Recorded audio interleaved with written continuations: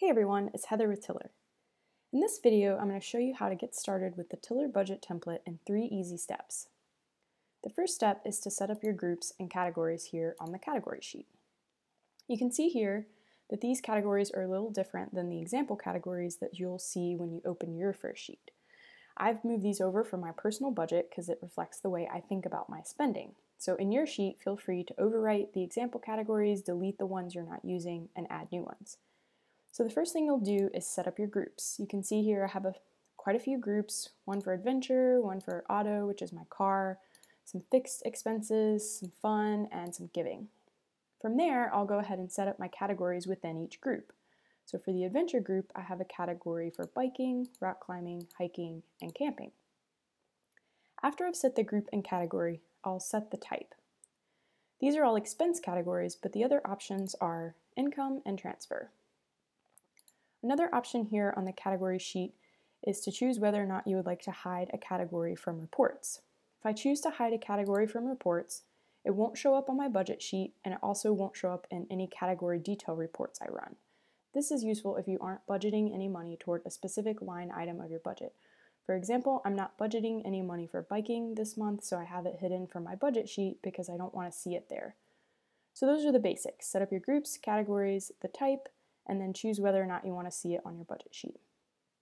The next step that I like to recommend to folks is that you categorize the transactions from the last month up to today. Even if you don't budget on a month-by-month basis, it's really valuable to categorize last month's transactions because it helps you build a baseline from your actual spending to plan a realistic budget for your current period. So I'm going to go ahead and categorize my transactions from last month up to today. So I've gotten to the last transaction in my transaction sheet, which was from yesterday when I took my car to the shop, which is repairs and maintenance. I can quickly categorize transactions by typing in the first few letters of the category, or I can use the drop down to select it. So now that I've categorized all my transactions from last month up to today, it's time to start planning my budget, which is the third and final step of getting started with this template. If I head over to the budget sheet, the first thing I'm going to want to do to plan for this period is to set the start date for the period up here at the top. I like to budget on a monthly basis, so I have this set to November 1st since it's November, but you can also budget on a monthly, weekly, bi-weekly, which is every 2 weeks, quarterly, or custom time period. If you choose custom, you'll be able to set an end date for the period. This is great if you'd like to budget on a yearly basis. You can set the start date to the beginning of the year and set the end date to the end of the year. But I like to budget monthly, so I'll just choose monthly here. And then you can see I'm getting some real data. From there, I can start building out my plan for each category. So I know that I'm going to get paid 4 times this month, so this planned $1,600 looks good. I can go through, and anytime I need to adjust a category, I'll use the new plan cell here. So for example, I'm going to give myself a little bit more budget for dining out because I'm already at about 1/3 of the way, and I have 21 days left in my budget period, as I can see here in the expense budget remaining area. So I think I'm going to need a little bit more. Last month I spent $100 on dining out, so I don't know if $75 for my planned budget for dining out is realistic. So I can change this by simply typing in the amount here. I'll press enter, and then it will update in my planned column, and then I'll get the progress indication of how far through that budget goal I am for this month.